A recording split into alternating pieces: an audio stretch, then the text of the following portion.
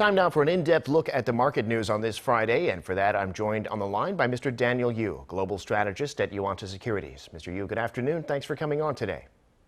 Good afternoon. Well, stocks in New York overnight had a little bit of a bump after the big drop the day before. That's aside from the Dow showing another decline. Investors are still nervous about the Fed tapering its asset purchases and when that starts. Unemployment claims coming in lower than expected. What's the story in the global markets? Yes, if you look at the U.S. market, it did quite reasonably well despite the news of the tapering. The Fed minute came out and it indicated that they will be doing tapering probably within this year. And because of that news, it was very much similar to 2013 taper tandem, where we saw market declining by somewhere between 6 to 7% for S&P and NASDAQ during a 1 month of period with that news coming in 2013. And with that, we did see U.S. market falling quite sharply the day before. And then yesterday, it started with more than 1% down, but it did recover quite nicely. So the reason for that is probably because usually you buy into the news, and usually when the news hits the market, it seems that the people have been already anticipated this, and therefore the implication for the U.S. market was not that significant. And all in all, if you look at the NASDAQ, it was up by about 0.1%. S&P 500 was up by 0.13%. And the reason for this is because earnings coming through, and it shows a quite strong number. NVIDIA numbers were good, and also Netflix and Microsoft all seems to show quite reasonably good price performance yesterday. Even though there are some worries about the COVID-19 cases in the U.S. And a sharp drop of the commodity prices, and also with this tapering news, people are quite cautious for the time being. And also the seasonality factor is such that during August and September tends to show somewhat of technical correction for U.S. market in most of the cases. So it seems that the tapering with the technicality hitting together, resulting into some of the volatility rise. If you look at the VIX numbers, it did sharply rise from around 15 level to now as high as 22 plus. So clearly volatility is back, and people are quite cautious for the time being. But if you look at the overall fundamentals, we think that the U.S. market still remains to be quite resilient relative to other markets. And today in Korea, the KOSPI and the KOSDAQ took another beating. Investors here, too, worried about tapering. Foreign investors, above all, continuing to sell big time. The KOSPI now down from its peak last month of 3,300 to well below 3,100. Tell us about the domestic market. Yes, it seems that Korea is also repeating what we saw in 2013 taper tandem. When you look at the Korea market during that period of time of 2013, it did fall more than twice of what U.S. market correction showed during that period of time. So from peak to bottom, Korean market did corrected by more than 12% during that period of taper tandem. Right now, from the peak to bottom right now, the Korean market corrected more than 6%, close to 7% now. Clearly, it's about half of what the correction is. If the U.S. market correction finishes with the recent only 2-3% correction, then once again, I think that Korea is also in a quite good room for recovery coming through in the future. What matters the most is not whether or not the tapering happens within this year. A more important factor is when the interest rate will be raised. I think that Korea seems to be much more cautious because BOK have been mentioning that they'll be raising interest rate if the Fed is tightening measures are coming through faster than expected.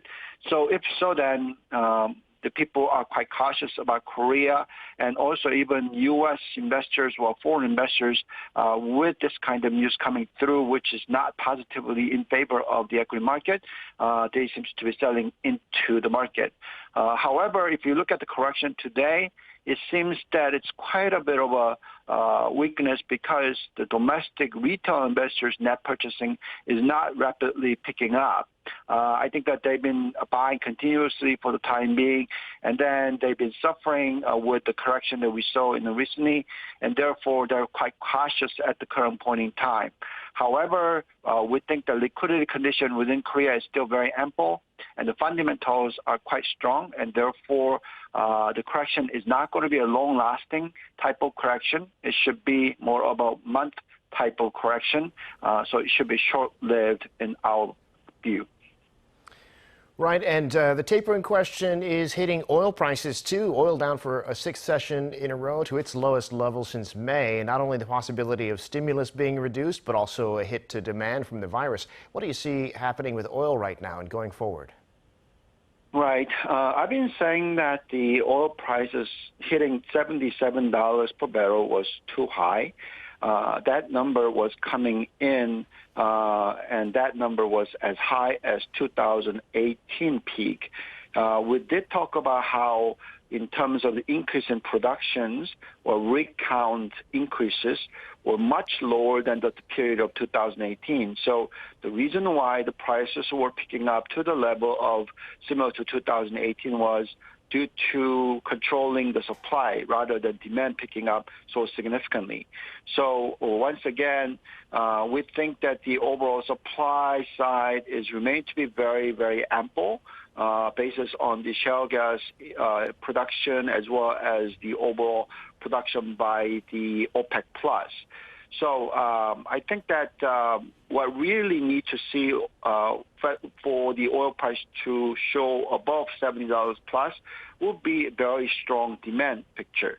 But for the time being, the demand was coming in with the COVID-19 resulting into quite a weakness and recovering quite sharply due to people coming back to the work and the summer seasons where the oil demand tends to go high because of driving seasons.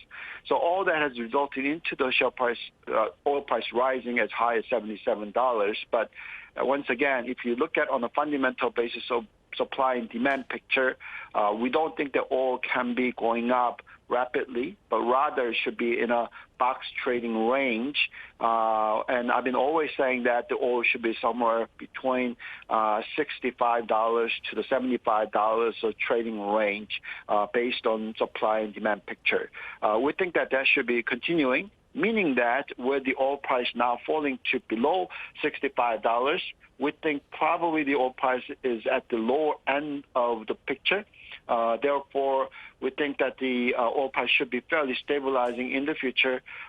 Even so, I think that though it's not going to be in a period where people have been saying that oil price might go up to $100 by the end of the year, which obviously is not happening right now.